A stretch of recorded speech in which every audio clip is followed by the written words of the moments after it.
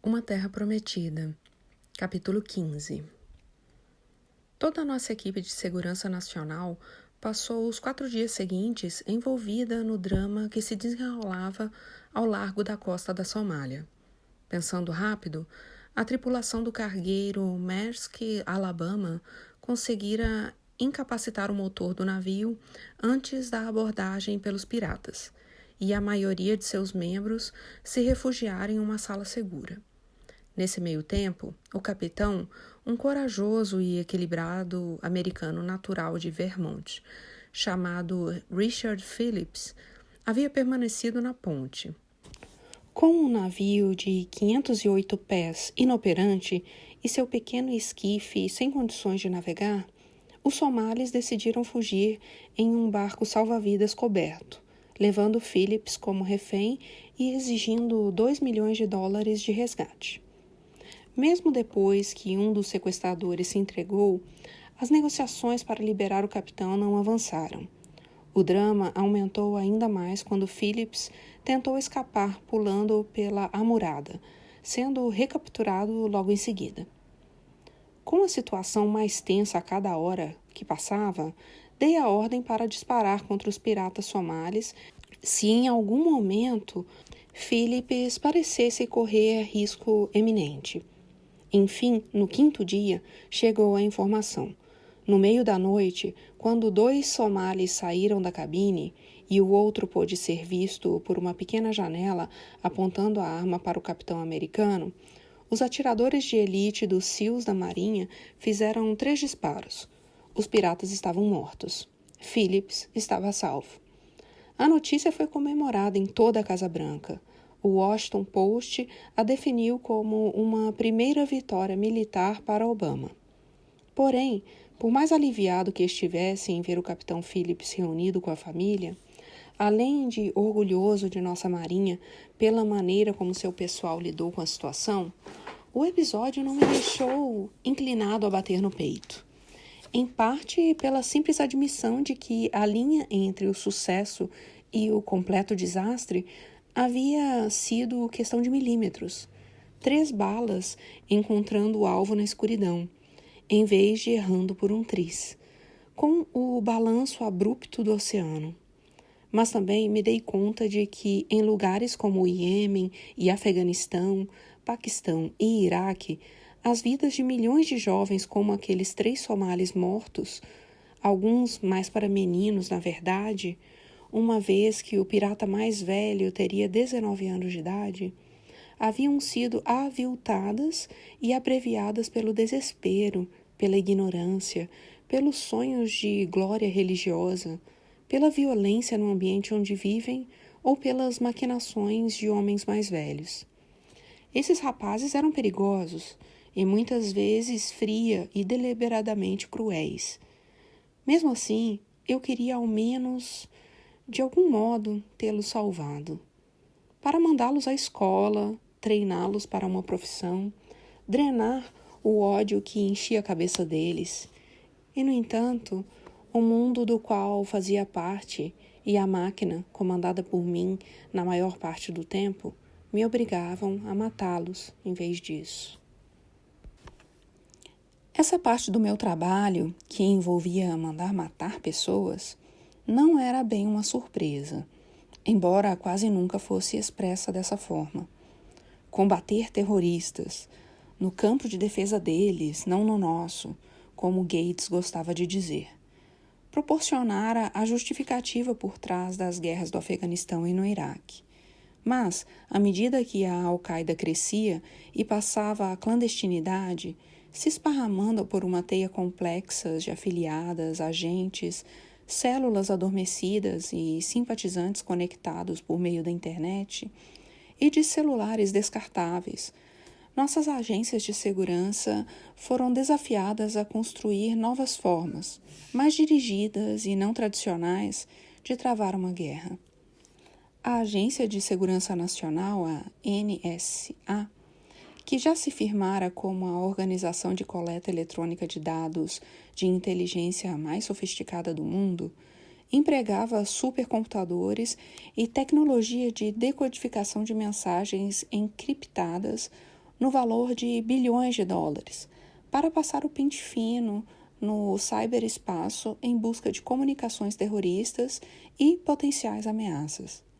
O Comando de Operações Especiais Conjuntas do Pentágono, o JSOC, se valendo de unidades SEAL da Marinha e Forças Especiais do Exército, realizou incursões noturnas e caçou suspeitos de terrorismo, principalmente dentro, mas às vezes fora, das zonas de guerra do Afeganistão e do Iraque. E a CIA desenvolveu novas formas de análise tradicional e coleta de inteligência, incluindo operar um arsenal de drones letais para eliminar agentes da Al-Qaeda dentro do terreno paquistanês. A Casa Branca também se organizara para lidar com a ameaça terrorista. Todo mês, eu presidia uma reunião na sala de crise, reunindo todas as agências de inteligência para repassar acontecimentos recentes e coordenar os trabalhos. O governo Bush desenvolveu uma classificação para terroristas procurados, uma espécie de top 20, complementada por fotos, informações sobre pseudônimos e estatísticas vitais que lembravam cartões de beisebol. Em geral, sempre que alguém na lista era assassinado, um novo alvo era adicionado, levando Ham a observar que o departamento de RH da Al-Qaeda deve ter dificuldades em preencher essa 21ª vaga. De fato, meu hiperativo chefe de gabinete, que passara tempo suficiente em Washington para saber que seu novo e liberal presidente não podia se dar ao luxo de parecer complacente com o terrorismo.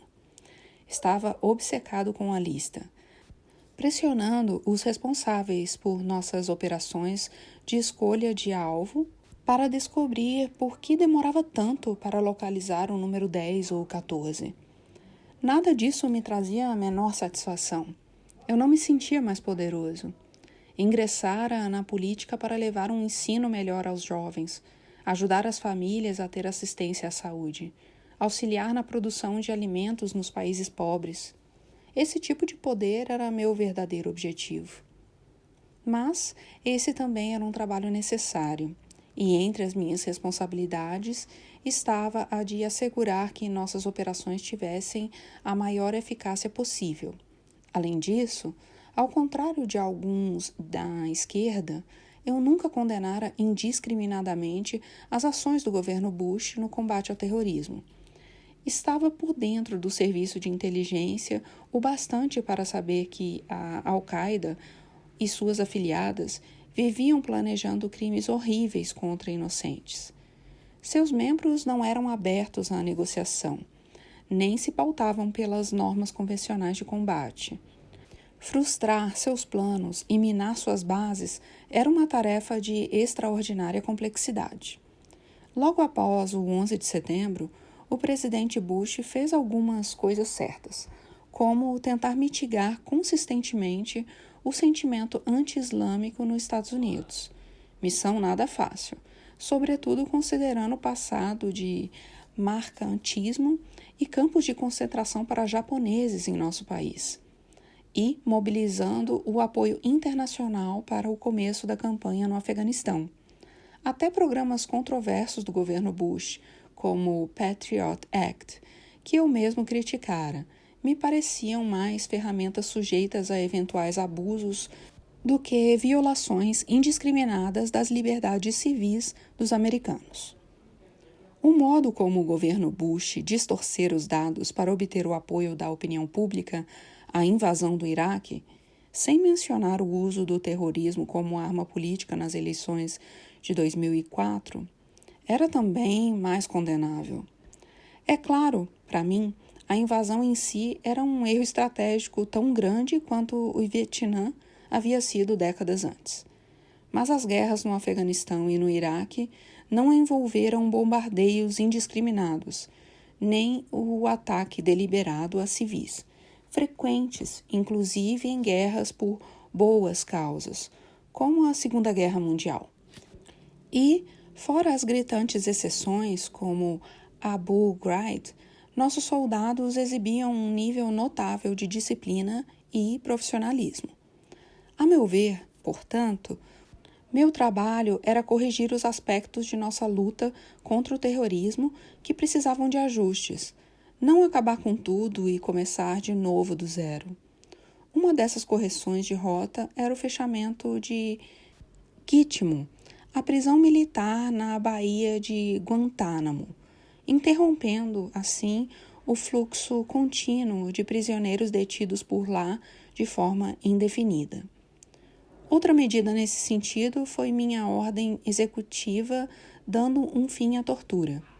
Embora, durante o período de transição, eu tenha recebido garantias de que as extradições forçadas e os interrogatórios aprimorados haviam cessado durante o segundo mandato do presidente Bush.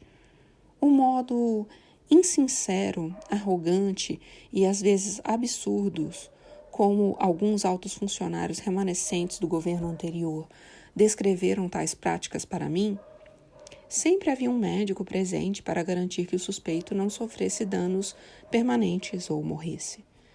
Me convenceu da necessidade de estabelecer limites mais claros.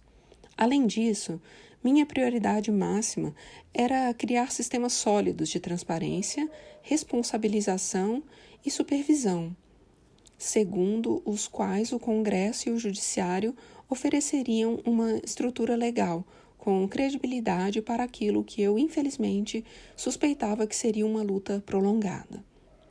Para isso, eu precisava do olhar renovado e da mentalidade crítica dos advogados, em sua maior parte liberais, que trabalhavam para mim na Casa Branca, no Pentágono, na CIA e nas salas dos assessores do Departamento de Estado. Mas também era necessária a presença de uma pessoa que tivesse feito parte do núcleo duro da luta dos Estados Unidos contra o terrorismo. Uma pessoa capaz de me ajudar a analisar as várias barganhas políticas que, sem dúvida, estavam por vir e, então, penetrar nas entranhas do sistema, de maneira que as mudanças necessárias, de fato, fossem implementadas. Essa pessoa era John Brennan. Aos 50 e poucos anos, com cabelos grisalhos cada vez mais ralos, problemas no quadril, fruto das enterradas nas quadras de basquete durante o ensino médio, o rosto de boxeador irlandês que se interessara pelo idioma árabe na faculdade, estudara na American University no Cairo e entrara para a CIA em 1980, respondendo a um anúncio no New York Times.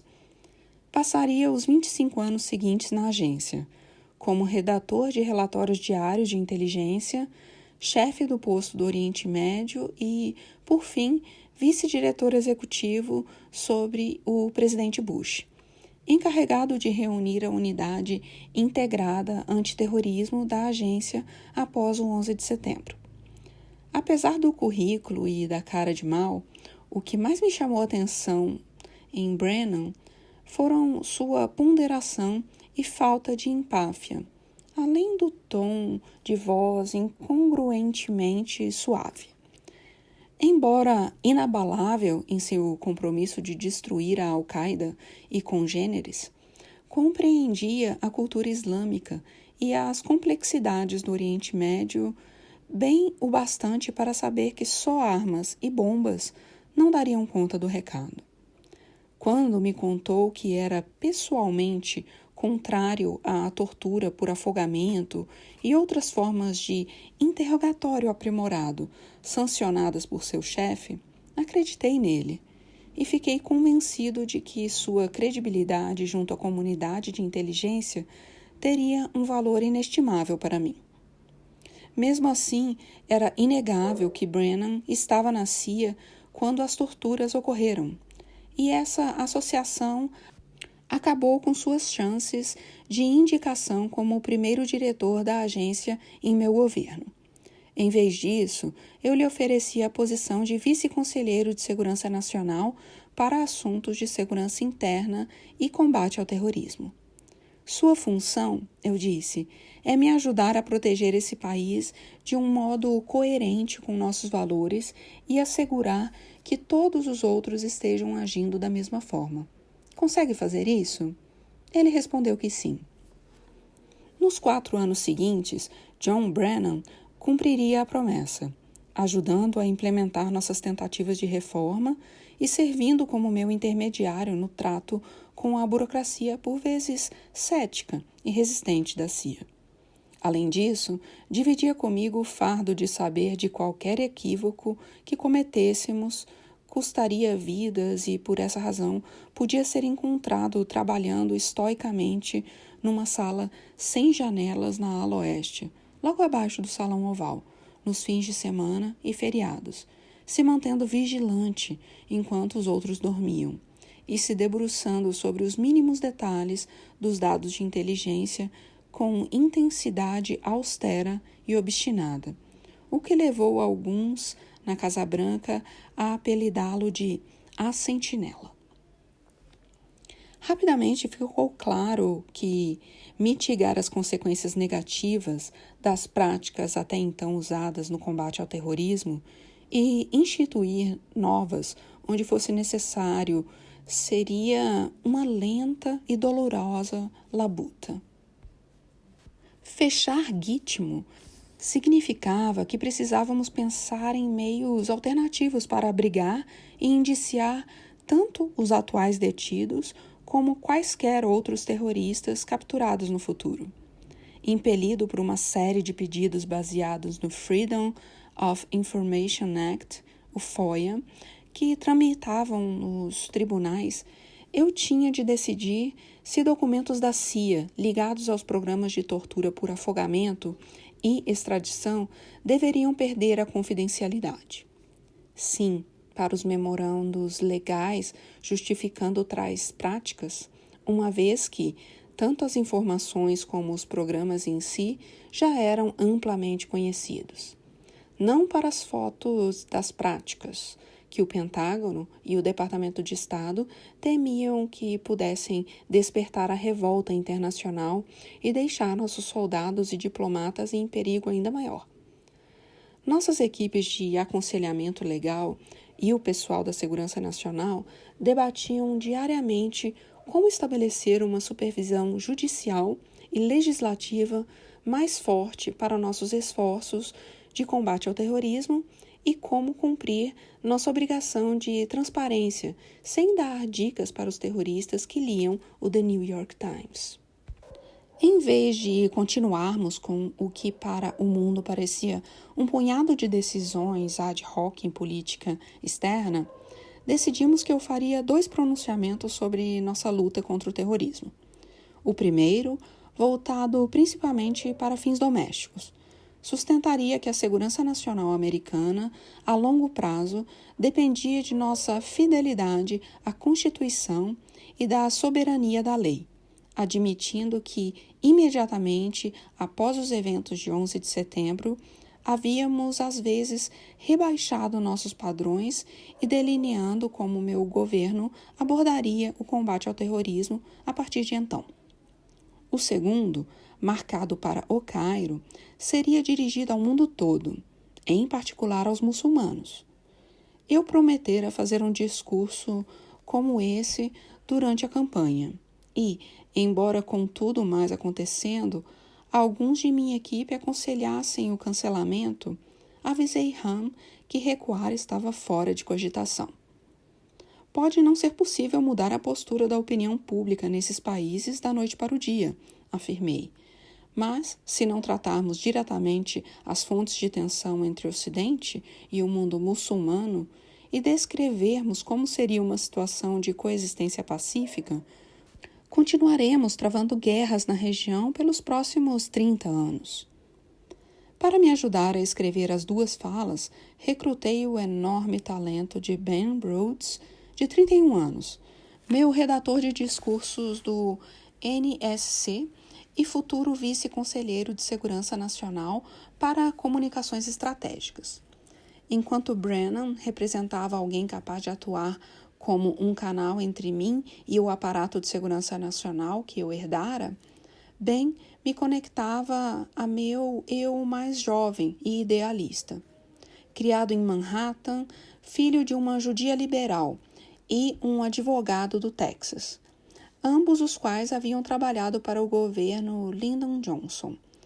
Ele fazia mestrado em escrita de ficção na New York University quando do 11 de setembro. Animado de fúria patriótica, bem fora a Washington à procura de uma maneira de ser útil e acabou por encontrar trabalho com Lee Hamilton, ex-parlamentar eleito por Indiana, e por ajudar a redigir o influente relatório do Grupo de Estudos do Iraque de 2006. Bravo e calvo, apesar da idade, de olhos castanhos escuros como que permanentemente franzidos, bem passara por um batismo de fogo quando nossa campanha carente de pessoal imediatamente lhe pediu que redigisse pontos de nosso programa de governo, comunicados de imprensa e discursos importantes. Havíamos enfrentado alguns percalços. Em Berlim, por exemplo, ele e Fabs encontraram uma bela expressão alemã, comunidade do destino, para amarrar os temas de meu principal discurso pré-eleitoral em solo estrangeiro. Mas, poucas horas antes de eu subir ao palco, descobriram que a expressão fora usada em um dos primeiros discursos de Hitler perante o Reichstag. Provavelmente não o tipo de efeito que o senhor espera causar, comentou Red Love, impassível, quando eu explodia numa gargalhada e o rosto de Ben ficava todo vermelho. Apesar de sua juventude, Ben não se intimidava em dar sugestões de políticas públicas ou em contradizer meus assessores mais experientes. Com uma inteligência afiada e uma franqueza obstinada, contrabalançadas pelo humor autodepreciativo e um senso saudável de ironia. Tinha a sensibilidade de um escritor, assim como eu, e isso formou a base de um relacionamento muito parecido com o que eu desenvolvera com Fabs. Era possível passar uma hora com Ben, ditando meus argumentos sobre um assunto com a certeza de contar com um rascunho alguns dias depois que não só captava minha voz, como também canalizava algo mais especial, minha visão fundamental do mundo e, às vezes, até meu coração. Juntos, elaboramos o discurso antiterrorismo razoavelmente rápido, embora, segundo Ben, toda vez que ele enviava um rascunho ao Pentágono ou à CIA para comentários, o texto voltasse cheio de alterações, com a caneta vermelha riscando qualquer palavra, proposta ou caracterização considerada até remotamente controversa ou crítica de práticas como a tortura. Uma resistência não muito sutil dos funcionários de carreira, vários deles instalados em Washington pelo governo Bush. Instruí bem a ignorar a maioria dessas sugestões. Em 21 de maio, fiz o discurso nos Arquivos Nacionais, junto aos documentos originais da Declaração de Independência, da Constituição e da Carta de Direitos, só para o caso de alguém dentro ou fora do governo não captar a mensagem. O discurso muçulmano, como passamos a chamar o segundo pronunciamento principal, era mais complicado. Com exceção dos retratos negativos de terroristas e magnatas do petróleo vistos em noticiários ou filmes, a maioria dos americanos pouco sabia sobre o Islã. Por outro lado, as pesquisas mostravam que muçulmanos do mundo todo acreditavam que os Estados Unidos eram hostis em relação à sua religião e que nossa política para o Oriente Médio se baseava não no interesse em melhorar a vida das pessoas, e sim em preservar nosso abastecimento de petróleo, matar terroristas e proteger Israel. Diante dessa discordância, falei para Ben que o foco de nosso discurso tinha de ser mais voltado a ajudar os dois lados e se compreenderem um ao outro do que a explicar novas medidas práticas. Isso implicava reconhecer as extraordinárias contribuições da civilização islâmica para o progresso da matemática, da ciência e das artes, e admitir o papel que o colonialismo desempenhara em parte dos atuais problemas enfrentados pelo Oriente Médio. Significava admitir a antiga indiferença dos Estados Unidos em relação à corrupção e à repressão na região, e nossa cumplicidade na derrubada do governo democraticamente eleito do Irã durante a Guerra Fria, além de admitir as excruciantes humilhações sofridas pelos palestinos que viviam nos territórios ocupados.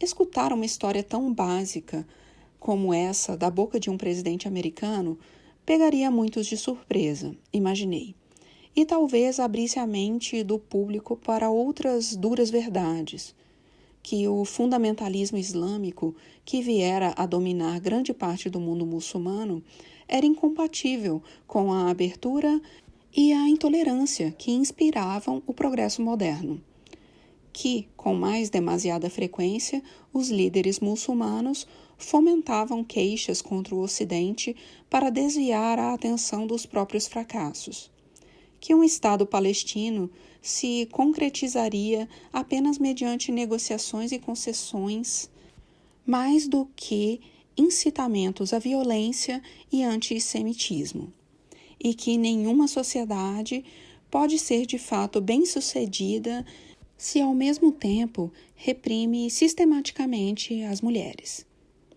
Ainda trabalhávamos no discurso quando aterrissamos em Riad, na Arábia Saudita, onde eu me encontraria com o rei Abdullah bin Abdulaziz Al Saud, guardião das duas mesquitas sagradas, em Meca e Medina, e o líder mais poderoso do mundo árabe.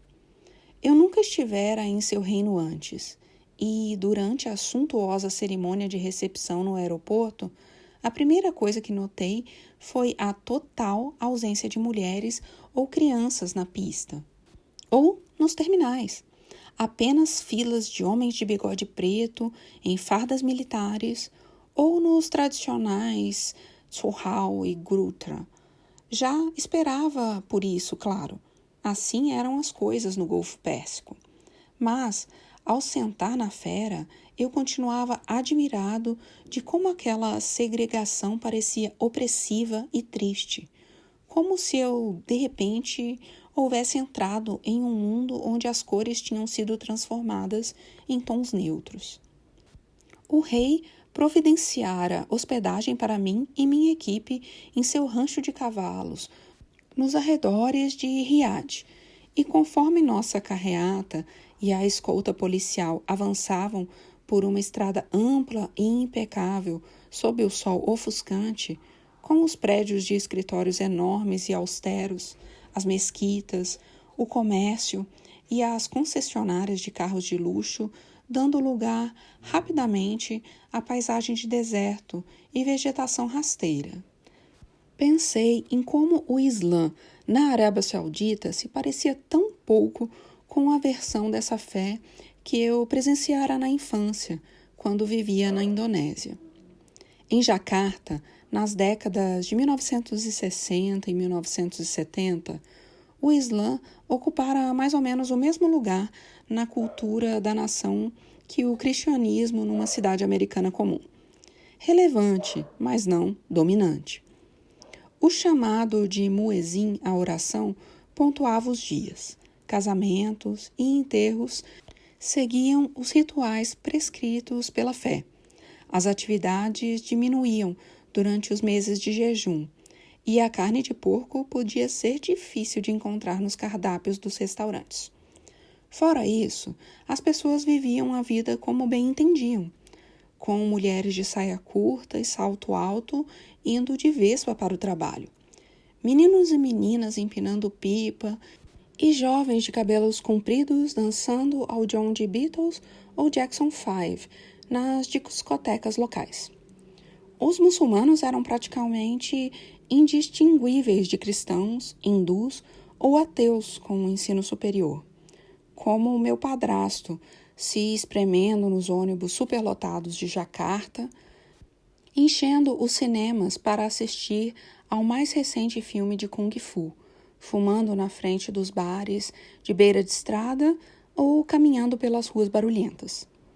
Os ostensivamente devotos eram uma raridade nessa época e, se não objeto de ridículo, ao menos vistos como diferentes, como testemunhas de Jeová entregando folhetos pelos bairros de Chicago.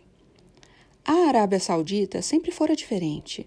Abdulaziz ibn Saud, primeiro monarca da nação e pai do rei Abdullah, iniciara seu reinado em 1932 e fora profundamente influenciado pelos ensinamentos de Muhammad bin Abd al-Wassab, religioso do século XVIII.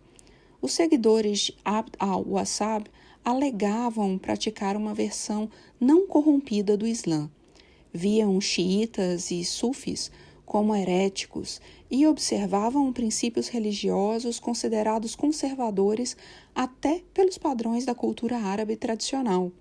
Segregação pública dos sexos, resguardo no contato com não muçulmanos e rejeição da arte, da música e de outros entretenimentos seculares que pudessem ser uma distração para a fé.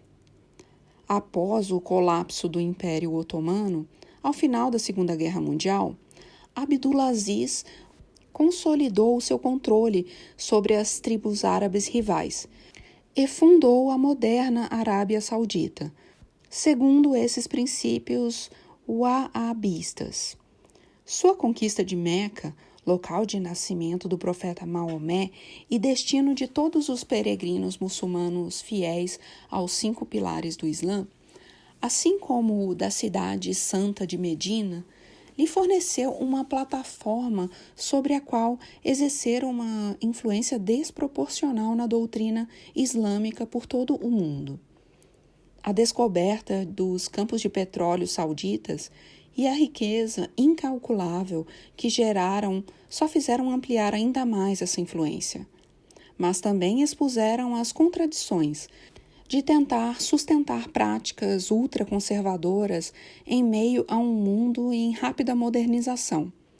Abdulaziz necessitava da tecnologia, do know-how, dos canais de distribuição ocidentais para explorar plenamente o recém-descoberto tesouro do reino, e formou uma aliança com os Estados Unidos para obter armamentos e proteger os campos de petróleo sauditas dos estados rivais. Membros da família real estendida mantinham firmas no Ocidente para investir suas vastas posses e mandar os filhos para Cambridge e Harvard, a fim de aprender as práticas de negócios modernas. Os jovens príncipes descobriram as atrações de vilas francesas, clubes noturnos londrinos e cassinos em Las Vegas. Às vezes eu me perguntava se em algum momento a monarquia saudita poderia ter reavaliado seus compromissos religiosos, admitindo que o fundamentalismo wahhabista, como todas as formas de absolutismo religioso, era incompatível com a modernidade e usado sua riqueza e autoridade para guiar o Islã por um caminho mais moderno e tolerante. Provavelmente não. Os antigos costumes eram arraigados demais. À medida que as tensões com fundamentalistas aumentaram, no fim da década de 1970, a família real talvez tenha concluído, e com razão, que a reforma religiosa levaria a uma inevitável e incômoda reforma também política e econômica. Em vez disso, para evitar o tipo de revolução que estabelecera uma república islâmica no vizinho Irã, a monarquia saudita chegou a um acordo com seus religiosos linha dura. Em troca de legitimarem o controle absoluto da Casa de Saud sobre a economia e o governo da nação, e de fazer vista grossa quando os membros da família real sucumbiam a certas indiscrições, esses líderes e a política religiosa tinham autoridade para regular interações sociais diárias, definir o que era ensinado nas escolas, determinar a punição de quem violasse os decretos religiosos, de açoitamentos públicos à amputação de mãos e até crucificações. E talvez o mais importante, a família real direcionou bilhões de dólares para esses mesmos religiosos construírem mesquitas e madraças por todo o mundo sunita. Como consequência, em lugares como Paquistão, Egito, Mali e Indonésia, o fundamentalismo ganhou cada vez mais força. A tolerância com outras práticas islâmicas se enfraqueceu cada vez mais. Os movimentos para impor um modo de governo islâmico se tornaram cada vez mais estridentes, e o clamor por expurgar as influências ocidentais do território islâmico, recorrendo à violência, se necessário, passou a ser cada vez mais frequente. A monarquia saudita podia se orgulhar de ter evitado uma revolução ao estilo do Irã, tanto dentro de suas fronteiras como entre seus parceiros do Golfo Pérsico, embora a manutenção de tal ordem ainda exigisse um serviço de segurança interna repressivo e ampla censura da mídia. Mas isso fora feito ao custo de impulsionar um movimento fundamentalista transnacional que desprezava as influências ocidentais. Continuava encarando com desconfiança a proximidade saudita com os Estados Unidos e servia como tubo de ensaio para a radicalização de muitos jovens muçulmanos. Homens como Osama Bin Laden, filho de um saudita preeminente no mundo dos negócios, amigo íntimo da família real, além dos 15 compatriotas seus que, junto com os 4 outros, planejaram e perpetraram os ataques de 11 de setembro. Como vinha a descobrir, rancho não era bem o nome. Como um terreno gigantesco e várias mansões com encanamentos banhados a ouro, lustres de cristal e mobília luxuosa, o complexo do rei Abdullah mais parecia um hotel Four Seasons construído em pleno deserto. O rei em pessoa, um octogenário de bigode e barba pretos como carvão. A vaidade masculina parecia ser recorrente entre os governantes ao redor do mundo. Me recebeu calorosamente na entrada daquela que devia ser a residência principal. Ao seu lado estava o embaixador saudita nos Estados Unidos, Adel Al-Jaber, um diplomata formado nos Estados Unidos, que não usava barba e com seu inglês impecável. Sua simpatia cativante, seu talento para relações públicas, suas profundas conexões em Washington. Era o porta-voz ideal para as tentativas sauditas de controle de danos na esteira do 11 de setembro.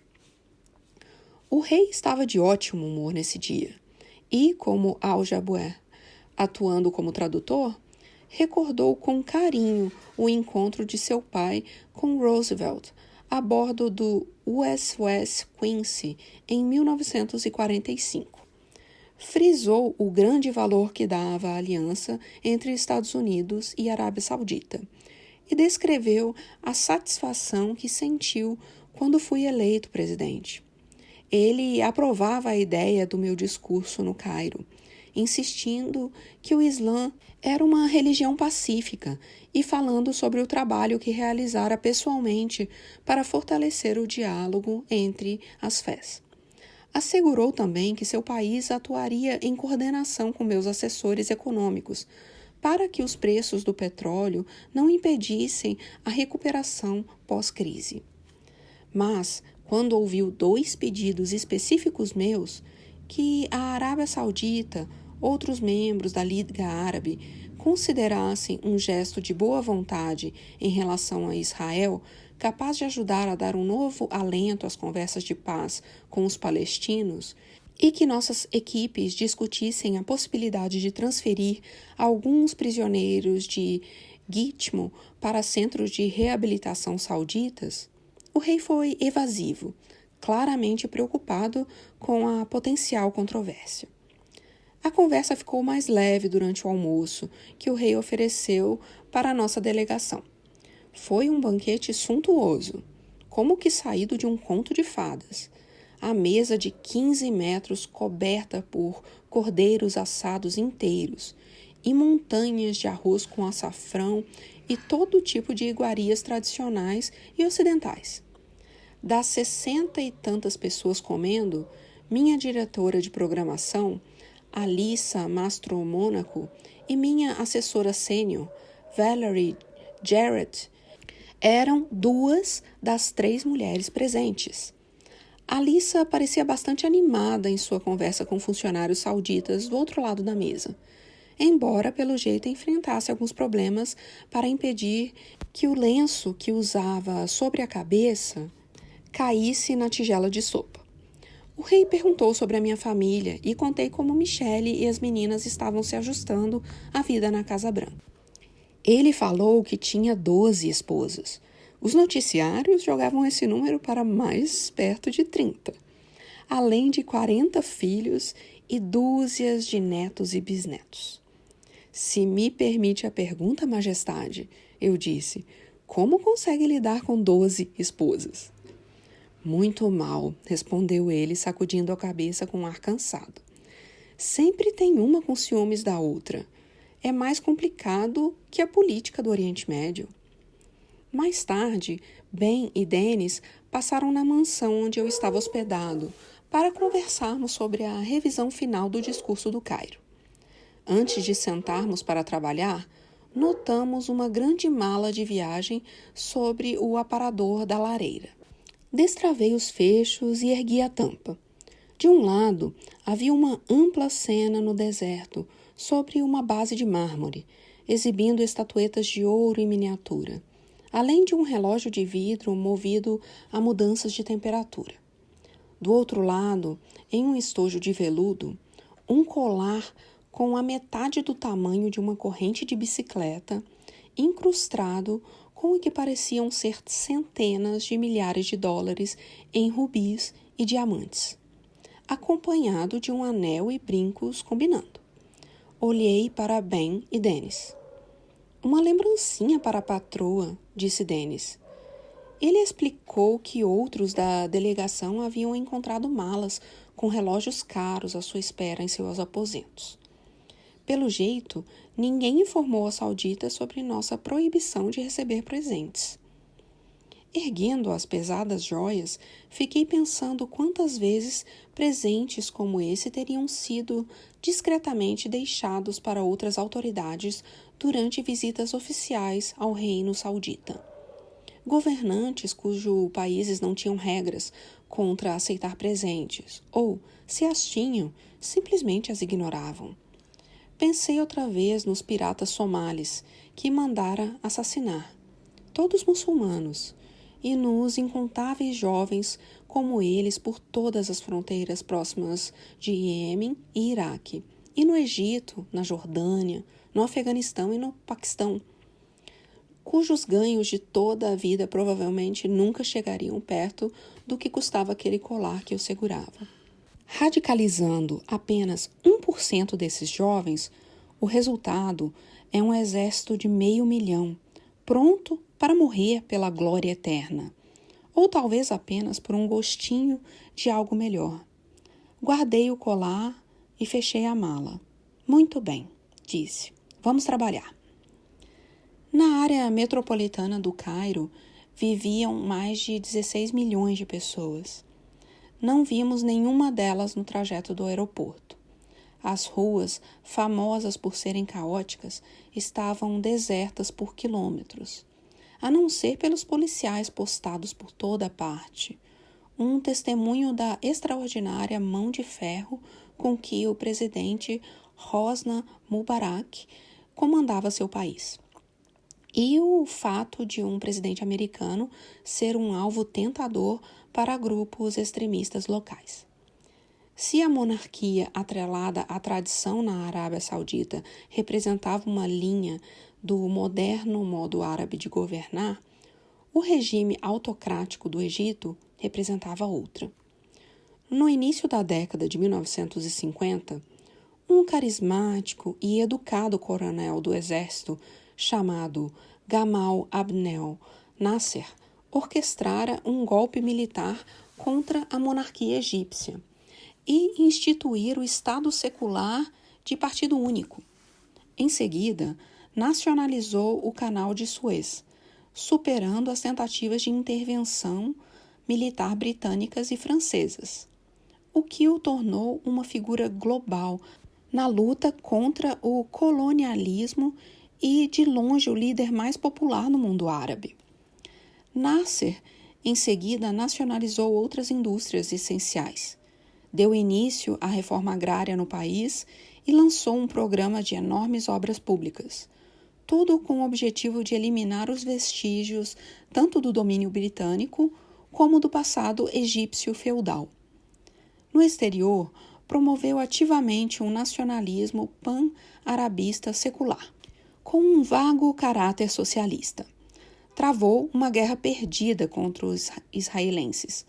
Ajudou a formar a Organização pela Libertação da Palestina, a OLP, e a Liga Árabe, e foi membro fundador do movimento não alinhado, que, em tese, se recusava a tomar parte na Guerra Fria, mas atraiu a desconfiança e a ira de Washington, em parte porque Nasser estava aceitando a ajuda econômica e militar dos soviéticos. Também retalhou impiedosamente a dissidência e a formação de partidos políticos rivais no Egito, visando, em especial, a Irmandade Muçulmana, grupo que buscava estabelecer um governo islâmico mediante a mobilização política da população e obras de caridade, mas também abrigava membros que, de tempos em tempos, recorriam à violência. O estilo de governo de Nasser era tão autoritário que, mesmo após a sua morte, em 1970, os governantes do Oriente Médio tentavam copiá-lo, mas sem a mesma sofisticação e a capacidade de se conectar com as massas de Nasser.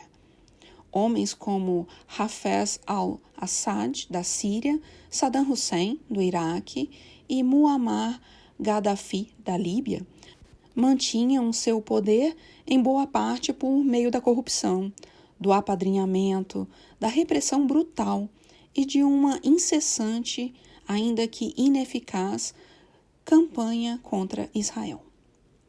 Após o sucessor de Nasser, Anwar Sadat, ser assassinado em 1981, Hosni Mubarak assumiu o poder usando mais ou menos a mesma fórmula, com uma notável diferença: a assinatura de Sadat de um acordo de paz com Israel fizera do Egito um aliado dos Estados Unidos, levando os sucessivos governos americanos a ignorar a corrupção cada vez maior, o histórico deplorável de direitos humanos e as demonstrações ocasionais de antissemitismo do regime.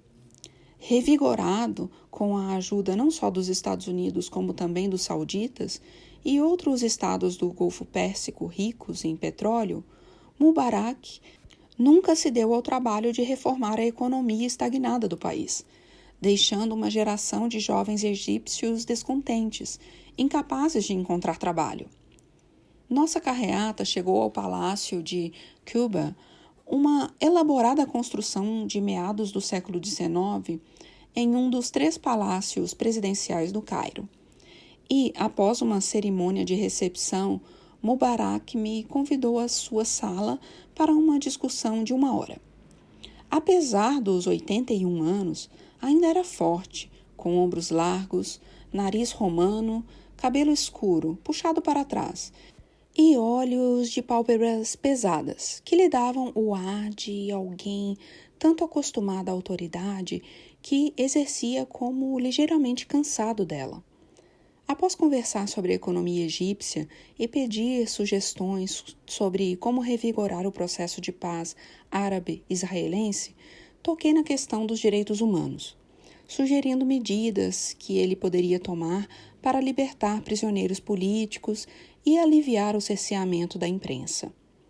Falando inglês com sotaque mais passável, Mubarak educadamente desconsiderou minhas preocupações, garantindo que seus serviços de segurança visavam apenas aos extremistas islâmicos e que sua postura firme contava com forte apoio da opinião pública egípcia. A impressão que tive se tornaria demasiado familiar em minhas relações com autocratas idosos. Fechados em seus palácios, com suas interações mediadas pelos subalternos mal encarados e solícitos que os cercavam, eram incapazes de distinguir entre os interesses pessoais e os da nação, e agiam motivados por nenhum propósito mais amplo do que manter a complexa rede de apadrinhamentos e interesses financeiros que os mantinham no poder. Que contraste, portanto, foi entrar no enorme auditório da Universidade do Cairo e me deparar com uma plateia lotada, absolutamente fervilhante de energia. Havíamos pressionado o governo para abrir meu discurso para uma ampla seção transversal da sociedade egípcia. E estava claro que a mera presença de universitários, jornalistas, estudiosos, líderes de organizações feministas, ativistas comunitários e mesmo alguns religiosos preeminentes e figuras da Irmandade Muçulmana entre as 3.000 pessoas ajudariam a fazer do evento algo singular, que atingiria um amplo público de abrangência mundial graças à televisão. Quando subi no palco e pronunciei a saudação islâmica Salam Aleikum, a multidão urrou sua aprovação. Fiz questão de deixar claro que nenhum discurso era capaz de solucionar problemas tão complexos e arraigados. Mas, à medida que os vivas e aplausos prosseguiam conforme eu falava sobre democracia, direitos humanos e da mulher, tolerância religiosa, a necessidade de uma paz genuína e duradoura entre uma nação israelense segura e um Estado palestino autônomo, pude imaginar o prelúdio de um novo Oriente Médio. Nesse momento, não foi difícil visualizar uma realidade alternativa em que os jovens no auditório construíssem novos negócios e escolas, chefiassem governos atuantes e funcionais e começassem a reimaginar sua fé de um modo que fosse ao mesmo tempo fiel à tradição e aberto às outras fontes de sabedoria. Talvez os altos funcionários do governo, sentados numa terceira fila com expressão austera, também pudessem imaginar algo assim. Deixei o palco sob uma prolongada ovação e fui atrás de Ben, que quase sempre ficava nervoso demais para assistir a qualquer discurso escrito por ele e se refugiara numa sala dos fundos, mexendo no seu BlackBerry. Ele sorria de orelha a orelha. Acho que funcionou, falei.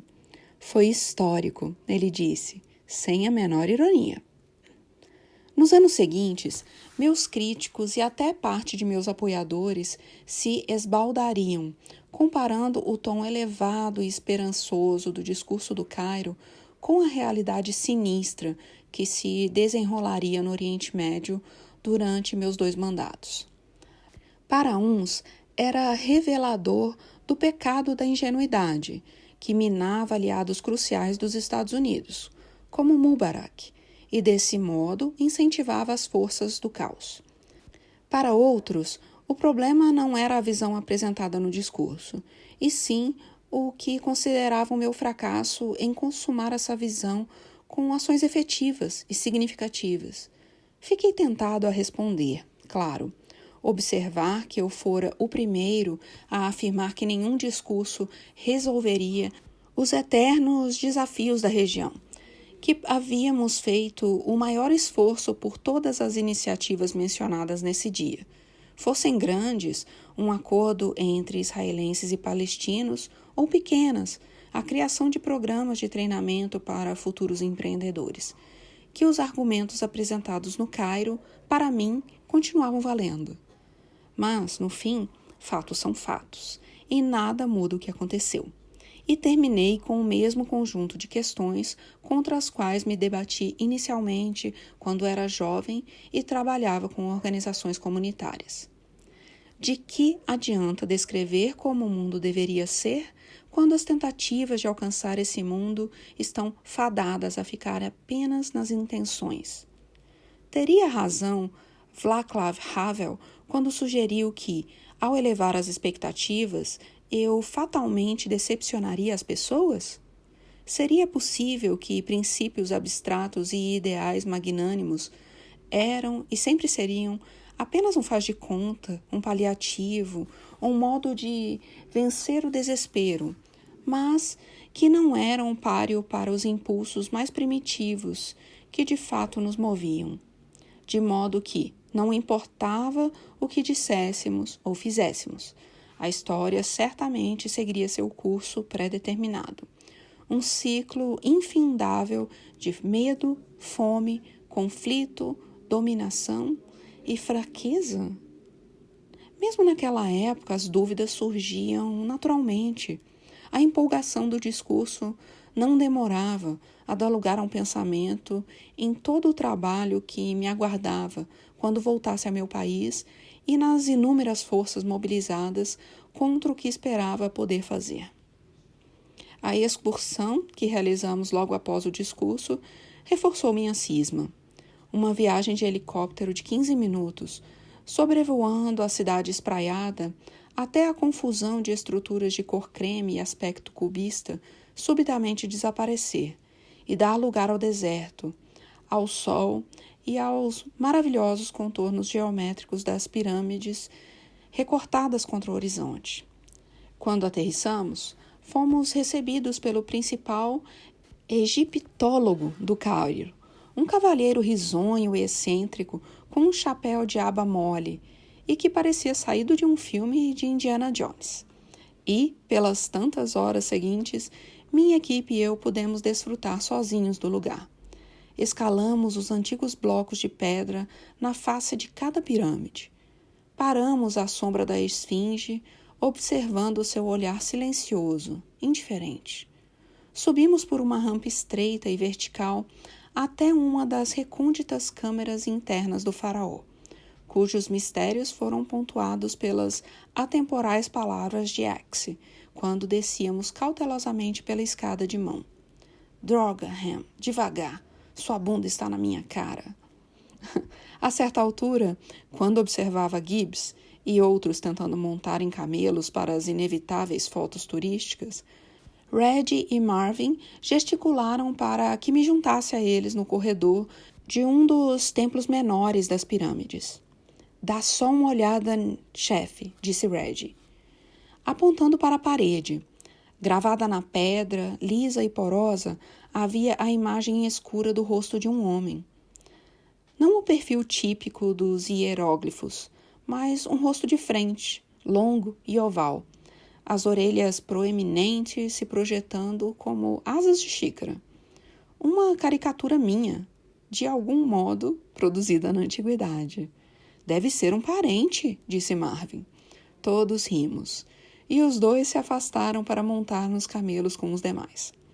Nosso guia não soube me dizer de quem era a imagem ou mesmo se remontava ao tempo das pirâmides, mas fiquei perto daquela parede por mais um tempo, tentando imaginar a vida retratada por aquela gravura.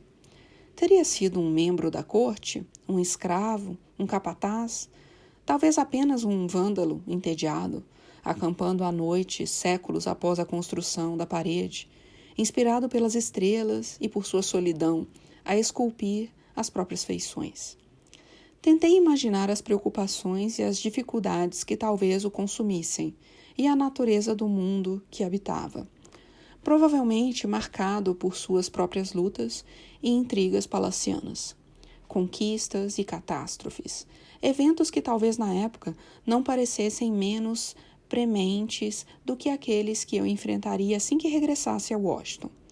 Tudo estava esquecido agora, nada importava. O faraó, o escravo e o vândalo, havia muito, eram apenas pó. Assim como todos os discursos que eu fizesse, todas as leis que aprovasse e todas as decisões que tomasse, em breve seriam esquecidos. Assim como eu e todas as pessoas que amava, um dia seriam apenas pó. Antes de voltar para casa, revisitei um evento histórico mais recente. O presidente Sarkozy organizara a comemoração do aniversário de 65 anos do desembarque aliado na Normandia e me pedira para discursar. Em vez de irmos direto para a França, paramos primeiro em Dresden, na Alemanha, onde o bombardeio aliado, próximo ao fim da Segunda Guerra Mundial, resultou numa chuva de fogo que engoliu a cidade, matando um total estimado de 25 mil pessoas. Minha visita era um gesto deliberado de respeito por um aliado agora leal. Angela Merkel e eu visitamos uma igreja famosa do século XVIII, que fora destruída pelos ataques aéreos, sendo reconstruída 50 anos depois com uma cruz e um orbe de ouro produzidos por um ourives britânico, cujo pai pilotara um dos bombardeiros. O trabalho do ourives serviu como lembrete de que, mesmo os que estão do lado certo da guerra, não devem dar as costas para o sofrimento do inimigo, nem excluir a possibilidade de reconciliação. Merkel e eu, mais tarde, nos juntamos a Elie Wiesel, escritor laureado com o Nobel, para uma visita ao antigo campo de concentração de Buchenwald. A escolha do local também era um gesto político. Havíamos originalmente considerado uma viagem a Tel Aviv, após meu discurso do Cairo. Mas, em respeito ao desejo do governo israelense de que eu não fizesse da questão palestina o foco principal de meu discurso, tampouco alimentasse a percepção de que o conflito árabe-israelense era a raiz dos problemas no Oriente Médio. Havíamos nos decidido por uma visita a um dos epicentros do Holocausto para sinalizar meu comprometimento com a segurança de Israel e do povo judeu. Eu também tinha um motivo mais pessoal para querer fazer essa peregrinação. Quando era um jovem universitário, tive a oportunidade de ouvir Wiesel falar e ficara profundamente comovido com o modo como contou suas experiências de sobrevivente de Buchenwald. Lendo os seus livros, eu encontrara um âmago moral inexpurgável que me fortaleceu e me desafiou a ser uma pessoa melhor. Uma das maiores satisfações de meu período no Senado foi me tornar amigo de Elie. Quando lhe contei que um de meus tios-avós, irmão de Todt, Charles Payne, estivera na divisão de infantaria dos Estados Unidos que alcançou um dos subcampos de Buchenwald em abril de 1945 e iniciou a libertação dos prisioneiros, Elie insistira que fôssemos juntos lá um dia. Estar com ele agora era o cumprimento dessa promessa. Se árvores falassem, disse Elie, baixinho, gesticulando para uma fileira de carvalhos majestosos, conforme andávamos lentamente junto a Merkel pelo caminho de cascalho, em direção à entrada principal de Buchenwald. O céu estava coberto de nuvens baixas e cinzentas, e a imprensa mantinha distância respeitosa. Paramos em 2 memoriais às vítimas do campo. Um deles era um monte de pedras contendo o nome das vítimas, incluindo o do pai de Elie. O outro era uma lista dos seus países de origem, gravados numa placa de metal mantida aquecida a 37 graus Celsius, a temperatura do corpo humano, como forma de lembrança, em um lugar fundado no ódio e na intolerância da humanidade comum compartilhada por todos nós. Durante a hora seguinte, perambulamos pelo local, passando por torres de vigia e muros encimados por arames farpados, vendo os fornos escuros do crematório e circundando as fundações dos barracões de prisioneiros. Havia fotografias do campo como fora um dia, na maioria tirada pelas unidades do Exército dos Estados Unidos no momento da liberação. Uma delas mostrava Elie, aos 16 anos, olhando de seu beliche direto para a câmera. O mesmo rosto bonito de expressão melancólica, mas marcado pela fome, pela doença e pela enormidade de tudo o que presenciara. Ellie nos descreveu as estratégias diárias que ele e outros prisioneiros usavam para sobreviver. Como os mais fortes ou sortudos contrabandeavam comida para os fracos e moribundos. Como as reuniões da resistência eram feitas em latrinas tão imundas que nenhum guarda jamais entrara ali.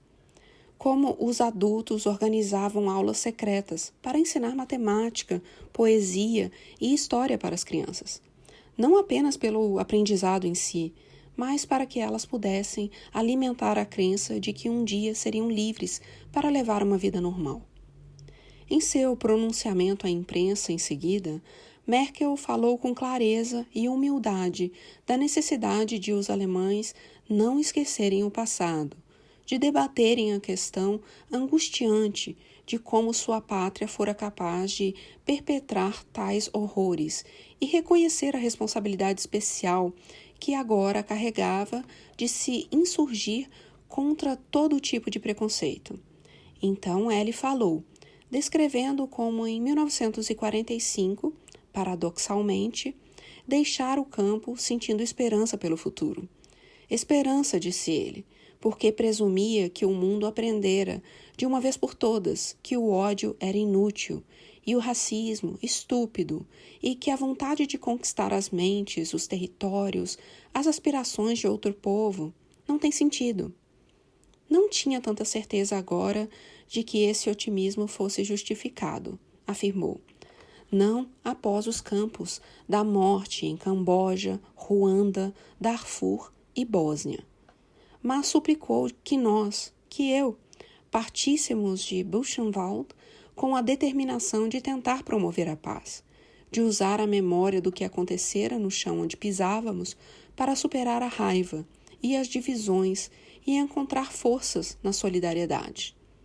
Levei as palavras de Merkel comigo para a Normandia, minha penúltima parada na viagem.